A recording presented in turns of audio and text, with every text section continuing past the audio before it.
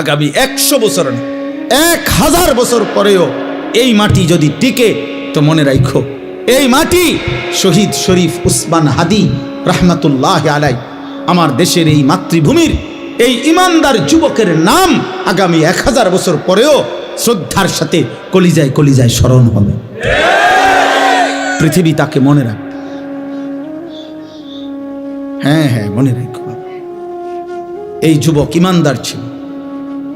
33 বছর বয়সী এক যুবক, যে সুনির্দিষ্ট কোনো রাজনৈতিক দলের সদস্য ছিল না, যে একাই মেহনত করে গেছে আধিপত্যবাদের বিরুদ্ধে, আগ্রাসনের বিরুদ্ধে, মাতৃভূমির প্রতি ইঞ্চি জমিন হেফাজত করতে চেয়েছে। তার সামর্থ্যের সবটুকু দিয়ে সে বলেছে। সে পাক্কা নামাজি ছিল, 5 ওয়াক্ত নামাজ পড়ত, ফজরের নামাজ প্রতিদিন জামাতে পড়ত, ফজরের নামাজ ক্যাম্পেইন করত, সাথীদেরকে ফজরের নামাজের জন্য উঠাইতো, ফজরের নামাজের বন্ধুদেরকে সাথে নিয়ে এরপরে ঢাকা 8 সংসদীয় আসনে ওয়ার্কিং করত প্রতিদিন ফজরের নামাজের পরে। তুমি খবরে দেখো, তুমি শুনো, দেখো এক যুবক, একই সাথে ঈমান এবং দেশপ্রেম দুইটাই তার মধ্যে সমান তালে ছিল। মাতৃভূমির প্রতিও প্রচন্ড টান ছিল, দেশের আজাদি স্বাধীনতা সার্বভৌমত্বের প্রতিও তার কলিজা ভরা মহব্বত ছিল, আল্লাহর প্রতিও তার মজবুত ঈমান ছিল। আল্লাহ বলে, যুবক তুমি চেয়েছো মাত্র, সে বলছে আমি যদি 500টা ভোট পাই, 5000 ভোটও পাই, তো আমি প্রথমবার দাঁড়াইছি, আমি সার্থক মনে করব। আসমানওয়ালা রব বলেন, আমি তোকে 18 কোটি মানুষের ভালোবাসা দিয়ে দিলাম। যা, গোটা মাটির ভালোবাসা দিয়ে দিলাম। তুমি যুবক চেয়েছো 500 ভোট, আলহামদুলিল্লাহ, আলহামদুলিল্লাহ। কি আশ্চর্য যুবক বলো। এই দেশের লক্ষ আলেম, মুফতি, মুহাদ্দিস, ইমাম, খতিব, মুয়াজ্জিন, ওয়াইজ, পীর, বুজুর্গ, আউলিয়া, তালিবে ইলম, হাফেজে কোরআন, আল্লাহর দ্বীনের সবাই, আবার সাধারণ থেকে সাধারণ মানুষ, রিস্কাওয়ালা, ট্রাকওয়ালা, ঠেলাওয়ালা, কুলিওয়ালা, দিন মজুর, বুড়া মানুষ, জওয়ান মানুষ, বাচ্চা মানুষ, সব তার জন্য চোখের পানি ফেলে অঝরে কাঁদছে। এজন্য যুবক, মরিলে এমন মরাই মইর, বাঁচলে এমন বাছাই বাইছ। নারী দেখে দেখে মরে যাইবা, এমন সুন্দর শেষ করে দিলা হায়াত।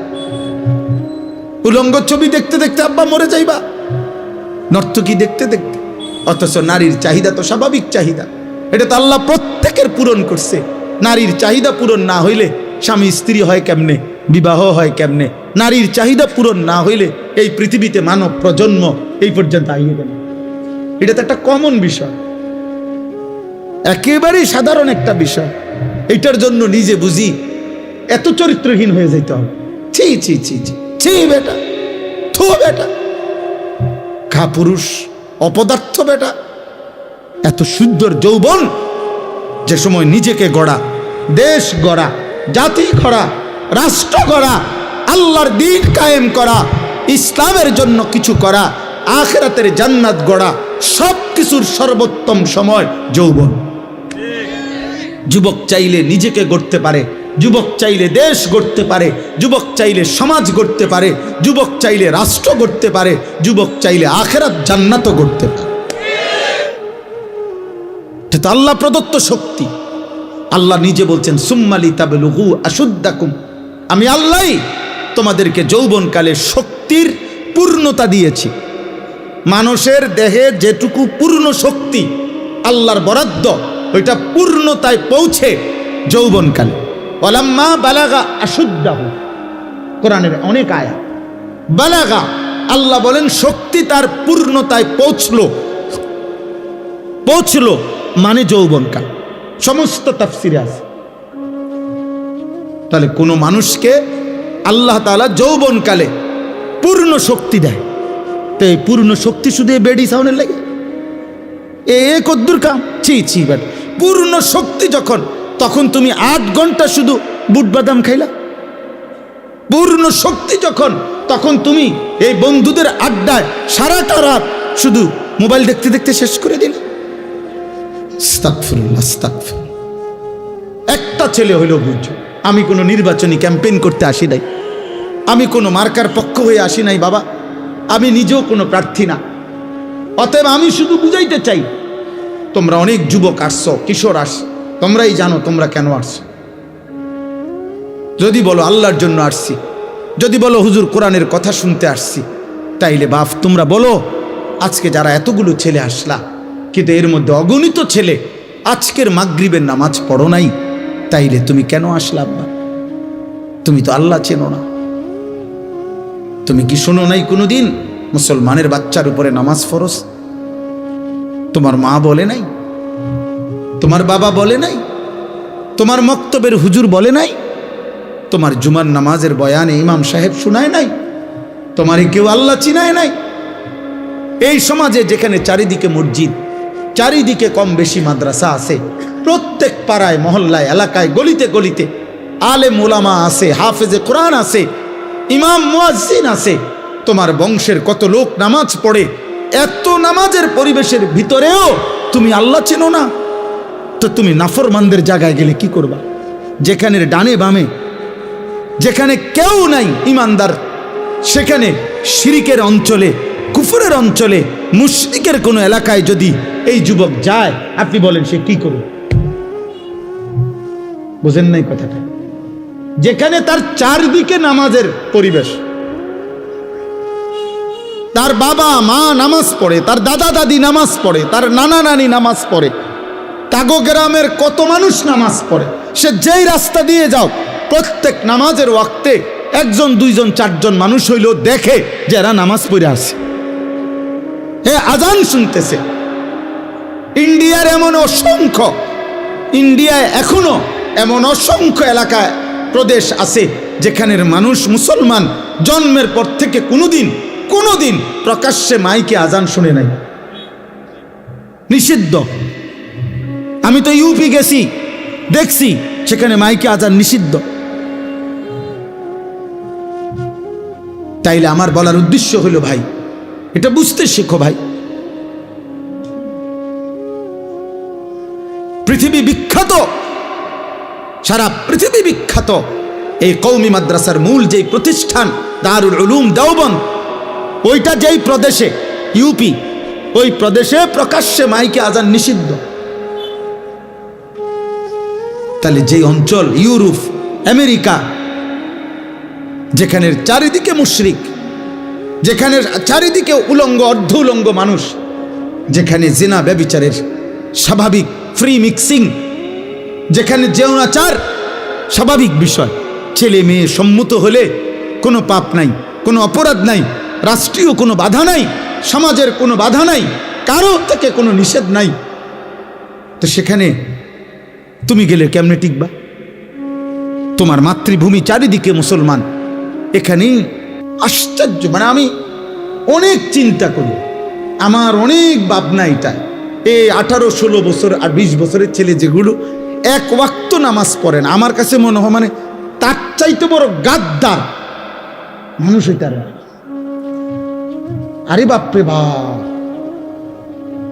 তার মতো নিকৃষ্ট গাদ্দার, কারণ এতে শক্ত গাদ্দার, কারণ তার চারিদিকে ইসলাম আর পরিবেশ, মসজিদ, মাদ্রাসা, তার বংশের ফ্যামিলির, তার আত্মীয় স্বজনের অগণিত ব্যক্তি নামাজ পড়ে, তার স্বাস্থ্য ভাই হয়তো হাফেজে কোরআন, খবর নেই, তার বাতিজা একজন আছে হয়তো হাফেজে কোরআন, তার ঘরের অনেকেই আশেপাশে নামাজ পড়ে, আজান হয়, তাগক বাড়িতে হুজুর আইয়ে যায়, তাদের এলাকায় আলেম ওলামা ঘরে, এত কিছুর ভিতরে তার মা মুসলমান, বাবা মুসলমান, কিন্তু এই জানোয়ার এত শক্ত হারামি, তার কলিজার মধ্যে এমন শক্ত পাথর, এত বড় পরিবেশ থাকতেও এক ওয়াক্ত নামাজ পড়ে না, এটা মুসলমানের বাচ্চা হয় কেমন?